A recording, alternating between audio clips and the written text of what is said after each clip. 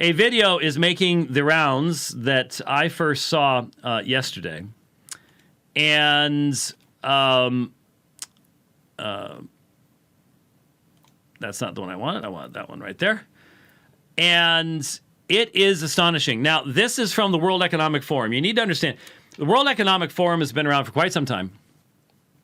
The World Economic Forum has been primarily ignored by most people as pinheaded, leftist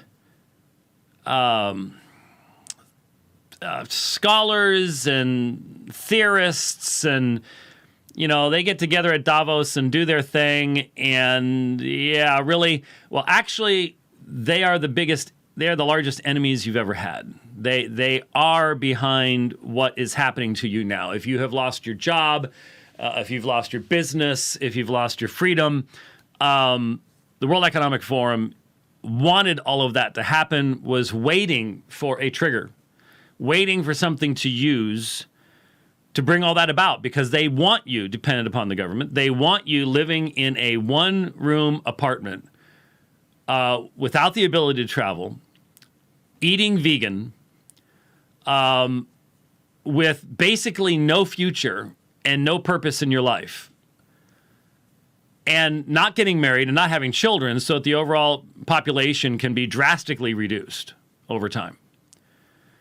That's what the World Economic Forum is about. That's who they are, and people didn't take them overly seriously until now, when they are actually starting to accomplish their goals. They put out a video with, you know, nice little music in the background and making everybody look happy and smiley. But I want you to think about what they're saying. These are 8 predictions for the world in 2030. But this isn't just simply a matter of predictions. This is where we see trends going. This is what they want. This is what they're working toward. This is what the Great Reset is all about. And they're throwing that out there. I've mentioned, a friend of mine, Michael Fallon, was telling me about the Great Reset years ago. And it sounded crazy. Because there were so many things that had to happen. So much had to happen to make any of this make any sense. Why would anyone voluntarily give up their national sovereignty? I mean, you and your ancestors, your families have worked to build this nation, and even people in small, really poor, struggling nations still have a tremendous amount of pride in their nation. I mean, isn't that what the Olympics are all about? I mean, you're cheering for, oh, we canceled them, didn't we? We did. We did. Didn't have to, but we did. We canceled them. Because these people do not want you looking up the number of gold medals that your country has won, because they don't want. I remember it was only, 2 years ago, when I started hearing nationalist being used as a negative, pejorative term. I remember when Bruce Jenner was Bruce Jenner.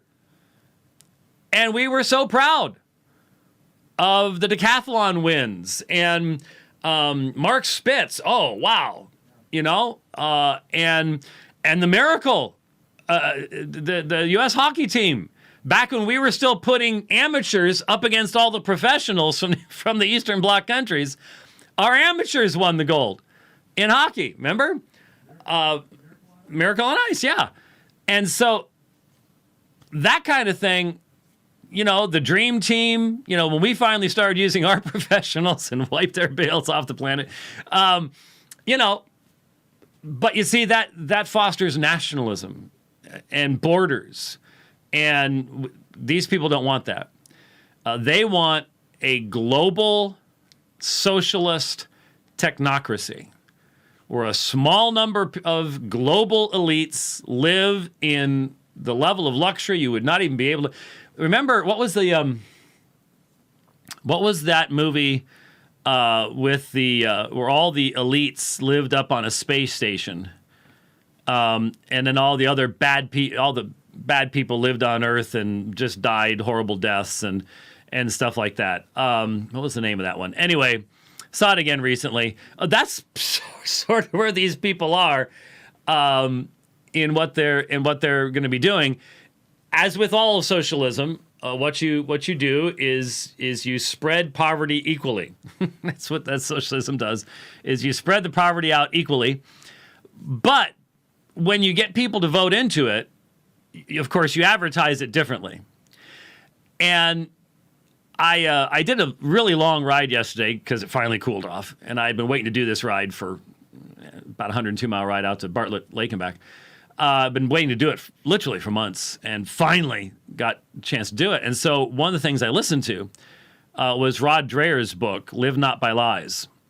Live Not by Lies, which is a quote from Alexander Solzhenitsyn right before he was kicked out of Russia. This was a part of his final message to the Russian people, live not by lies, which was a reference to the fact that under communism, you had to learn to live by lying. Everybody knew that Pravda, which means the truth, Pravda, the news agency, everything it said was a lie. Everybody knew it. You could basically read it in Pravda and go, oh, the opposite of that is true. Everybody knew it. That's where we are now. That's what CNN is. That's what MSNBC is. And that's what this, when they started to promote this stuff amongst these nations, the promise of all the young intellectuals was equality and workers of the world unite and everyone's going to have all their needs met. And the result was everyone shared the same level of poverty. It's not a joke that you could, everybody under the Soviet Union had plenty of money. There was just nothing to buy.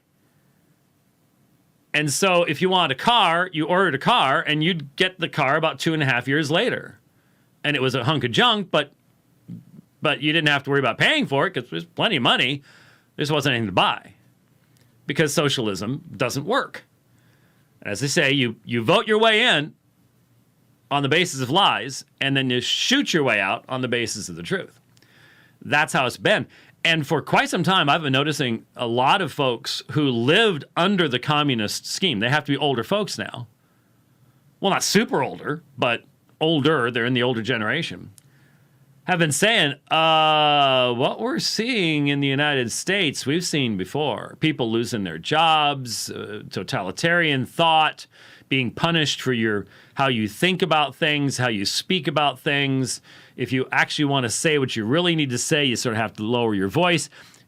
We all know right now we could have the plug pulled on us at any point in time by all the big tech corporations. It's just a matter of time before when it's going to happen.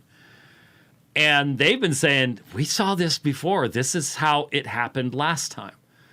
And I had someone on Twitter just a few weeks ago saying, hey, I watched this happen in South America. It's happening here. No one listens to him because the media is fully complicit with all of it. Live not by lies. Live not by lies. Well, here's the lies from the World Economic Forum. These are not just predictions. These are what they want you to desire. And look very carefully at them. Because then you go, how are they ever going to get people to do this stuff? And then you see what's happened with COVID. Then you see what's happened with a virus that has a 99.95% survival rate in anybody under 70. And how it's been used, how it's been politicized, how it's been turned into the great panic of 2020. Because once you panic people, you can control people, and you can talk them into doing anything to keep their safety once they're panicked and no longer are interested in the truth. So here is, it's only a minute and a half long, 8 predictions to the world in 2030 from the World Economic Forum.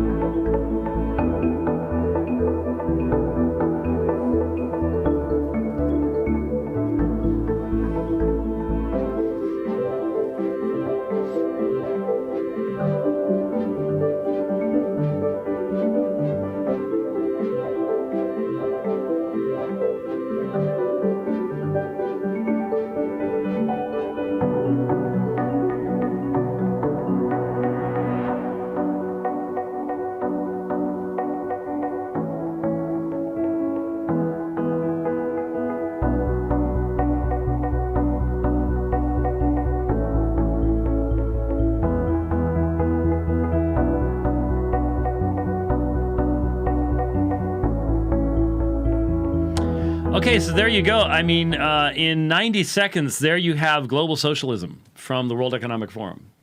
You won't own anything.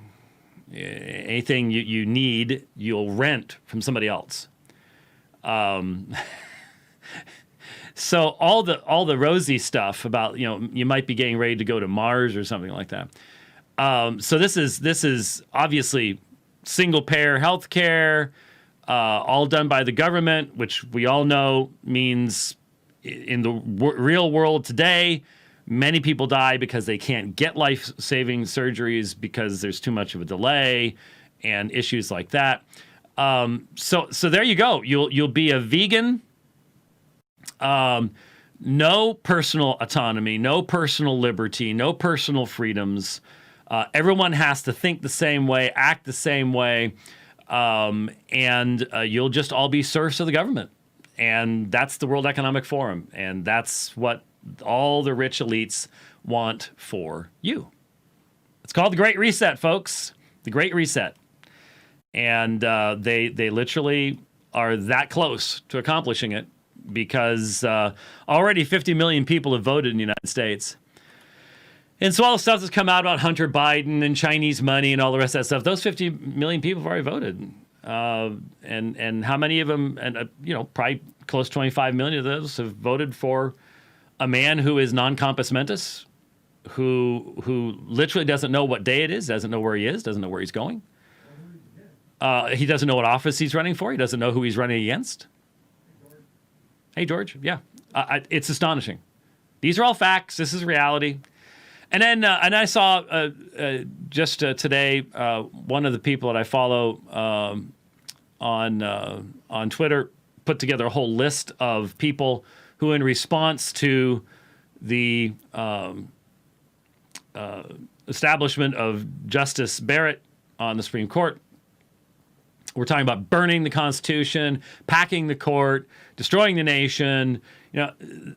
If those people are American citizens, that used to be called being a traitor. That was called treason, and was extremely dangerous and could get you executed. But now it's standard fare on Twitter.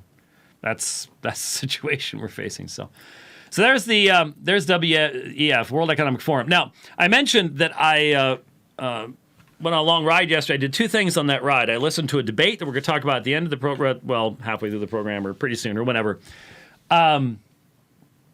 And then I also began listening to Rod Dreher's book. Got about, I don't know, three quarters, 80% of the way through it, something along those lines. And so, like I said, it's from a Solzhenitsyn quote, "Live not by lies." I would highly recommend it to you. Rod Dreher's theology is Eastern Orthodox, and so there are, I think, some gaping holes, especially when it comes to anthropology. And to a rather broad ecumenism that, again, is one of the issues that I've seen this coming for a long time, as far as we are being pushed into a smaller and smaller social space.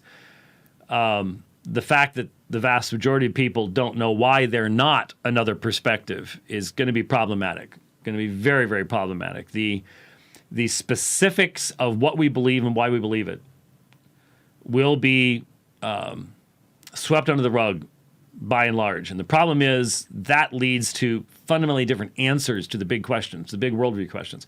If you believe that man is created in the image of God and that man is suppressing the knowledge of God and that man's heart is a factory of idols, that's going to change everything. If you believe that man, if you're like a provisionist and believe that man has the capacity in and of himself without the intervention of divine grace to do what is good and right in God's sight, to have faith and repent and all of these things, that's going to give you a completely different outcome when it comes to looking at issues such as government, law.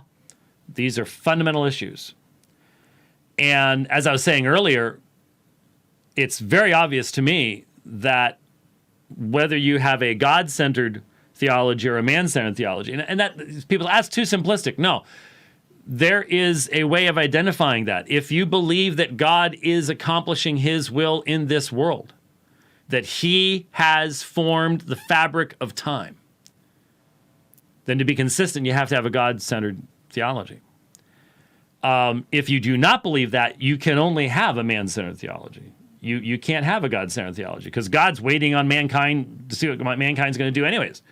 So, or he gave over the final result to mankind. However you work it, there is a way to determine those two things. And I submit to you that it is the tendency of humankind to exalt humankind's capacity, to give to ourselves freedom and capacity and ability. We'll get into a little more of that and its importance in a debate that I listened to in a moment.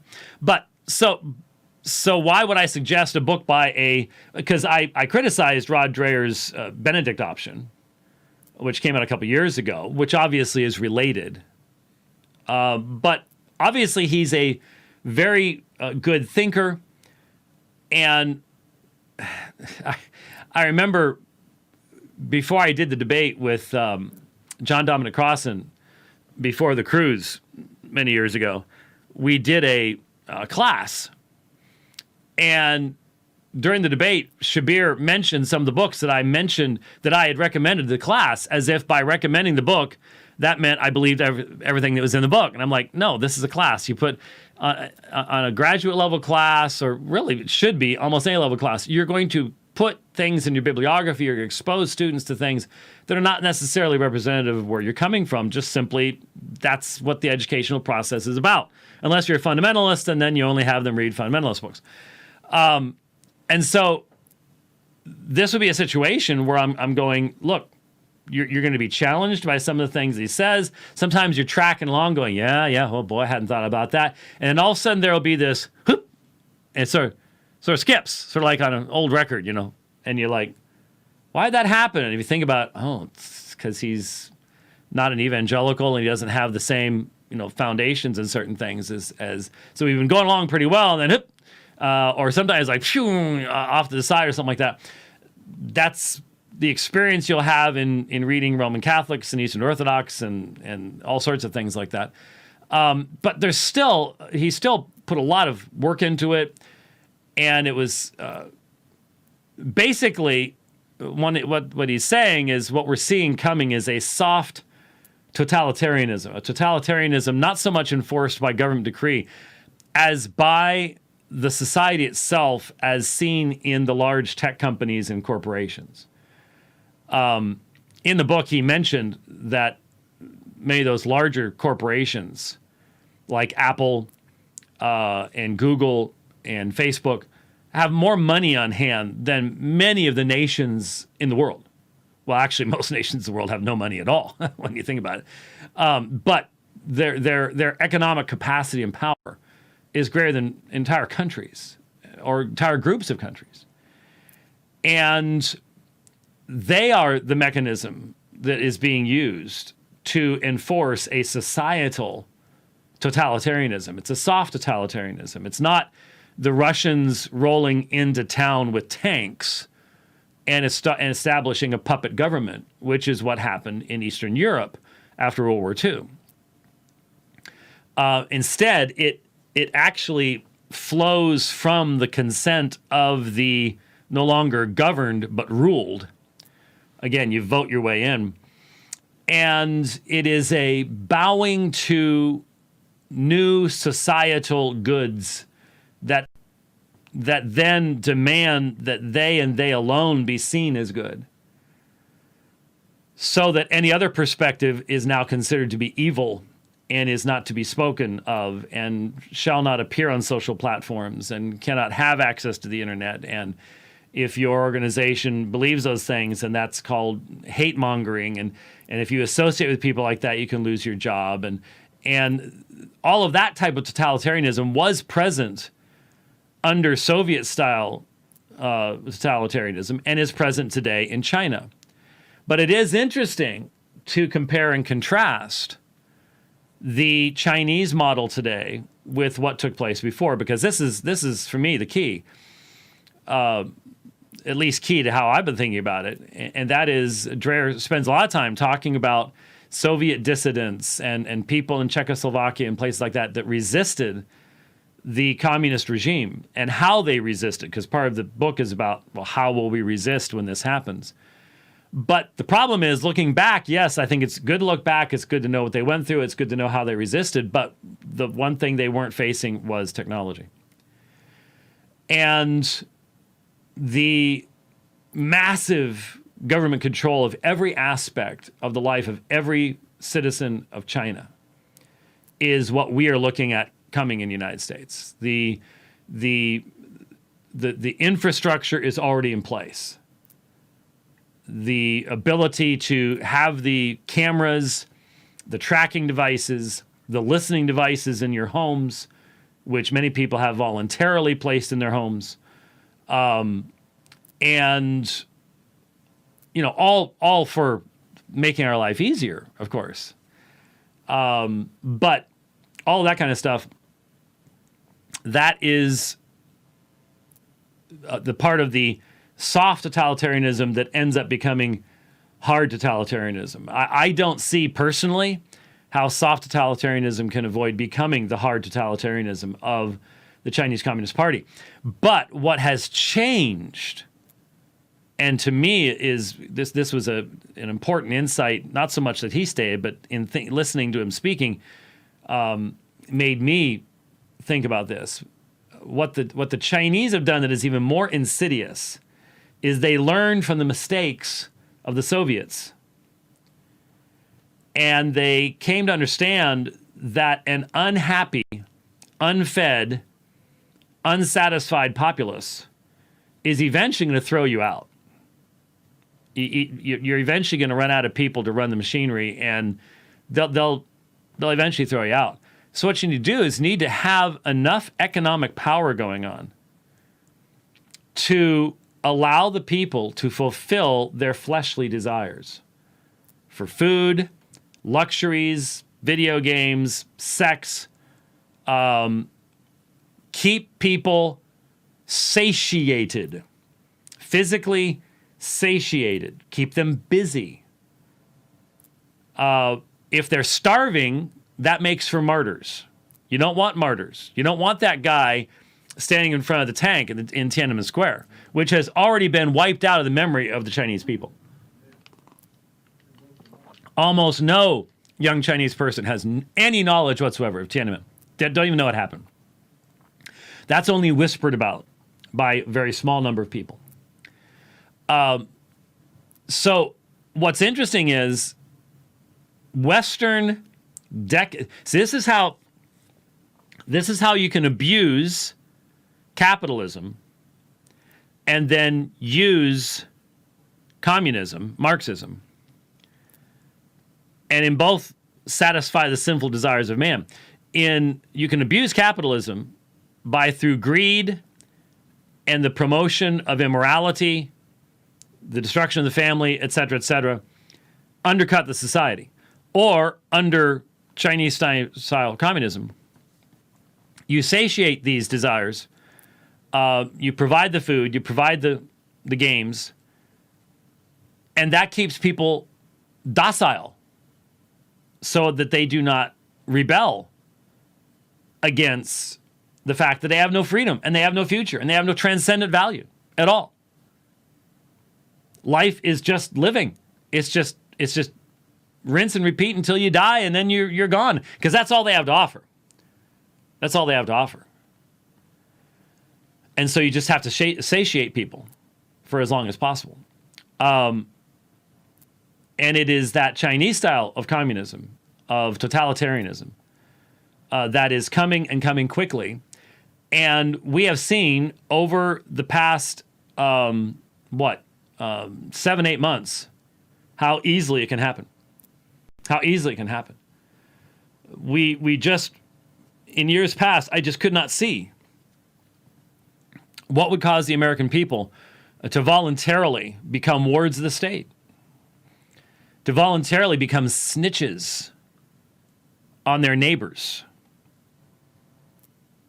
And yet, now we know what it is. Terrify them. Make them afraid. Tell them that their lives are at risk even when all the numbers say their lives are not at risk. And people will give up. They have no idea what Patrick Henry was talking about, and if you really honest, they would say Patrick Henry was a nut. Give me liberty, give me death? No.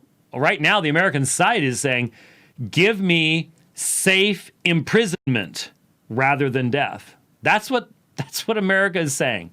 Every one of you driving down driving down the road alone in your car with a mask on is saying, give me imprisonment rather than death. I am afraid. I am scared. And if the people that now live in this country had lived in this country in the early 1770s, there would be no country, because there would have been no Revolutionary War. There would have been no Constitution. That's just the way it is. It's sad. It's sad, but it's true. So that kind of Chinese totalitarianism is, depending on what happens next week and in the days afterwards, as people are, because Pennsylvania has, I think, 4 days to keep producing ballots, keep sending them in until you get what you need. And everybody says that's the one state right now. That's the balanced state. And so they were given the ability they'll know exactly how many votes they need. And I have this much confidence, I'll be honest with you. I mean, I've never seen what we saw here Saturday in Phoenix. Never seen it. How long was that line? I heard 45 miles. I heard even longer, but we had a parade of vehicles flying Trump flags that literally circled our valley. And for some of you who don't realize, our valley is huge. We're talking 50, 60 miles. I heard 100 miles. So I had heard 40 miles the week before. Oh, that's what I heard. Yeah, it's like 45 miles the week before. It's over 100 miles this week of vehicles flying Trump flags, driving the freeways. Because you can start in the Northwest Valley in Phoenix at 65 miles per hour. An hour and a half later, you're still in the valley in the southeast corner of Phoenix at 65 miles an hour. It's just that huge. It's just that big. I've never seen anything like this, but I still have very low confidence in the accuracy of the vote count. I'll just be honest with you. I'm just telling you straight. Mail-in stuff, it was back in March. I was saying, oh, gracious, they're going to try to make this a mail-in election. And they succeeded. And the Supreme Court helped them to do it, as did Justice Roberts. By the way, I do not believe there's a 6-3 conservative court at all. Now there's a 5-4 mainly conservative court. Roberts is no conservative. He never was, never will be. And seemingly, the longer those people are on the court, the more they swing left. So there you go. So anyhow, back to a point many points ago. A lot of people who lived under this stuff have seen this before. They see the lies. They've tried to warn us. We're not listening. And so I still think that this would be a book that's well worth your reading. A lot of the quotations were really good. It certainly provides you with some history that a lot of people do not know at all today. They have no idea the cost and the suffering of people under Marxism. If people knew, simple common sense would keep them from doing the things they're doing, but they don't know. And so there is no common sense. And so this is what we are facing in our society today. And so it was historic last night. You saw some political theater last night because ACB, and there are people saying you're not supposed to call her ACB because that's stealing from Judge Ginsburg's legacy, because she was, they used her initials too. Some famous person on Twitter was saying that, and I just responded, no, no, not make me. But you saw some political theater last night because she was not sworn in last night. That was today, and that was with Justice Roberts. That was faux, but there was a reason for it. There was a big reason for it. And that was Clarence Thomas. And who tried to ravage Clarence Thomas in his in his Senate confirmation hearings? Joe Biden, who was also the person who went after and destroyed Robert Bork. Well, Kennedy and Biden did both, but they were both involved with it. And so that was pure political theater, to do that. But it was certainly historic and memorable. And we will see what literally the next 90 days is going to mean as to whether there will still be what is left of a constitutional republic in the United States, or whether the last major, because I'll be honest with you, if Kamala Harris, because Joe Biden's not even there, if Kamala Harris is president of the United States in January of 2021, the last barrier to the Great Reset falls. And so it starts. And so just get used to socialism, being a war of the state, limited dietary choices, constant masking anywhere, and limited religious choices. You walk outside the door of your home, and maybe even inside your home, you'll have to have a mask on. Doesn't matter what you do, where you go. We've been, and when it happens, and a bunch of you are going, this is terrible, the rest of us are going to be sitting there going, we tried to tell you. We tried to tell you, but you weren't listening. Well, we thought you were scaremongering us. No, we were just trying to tell you the truth. That's just all there is to it. So, there you go.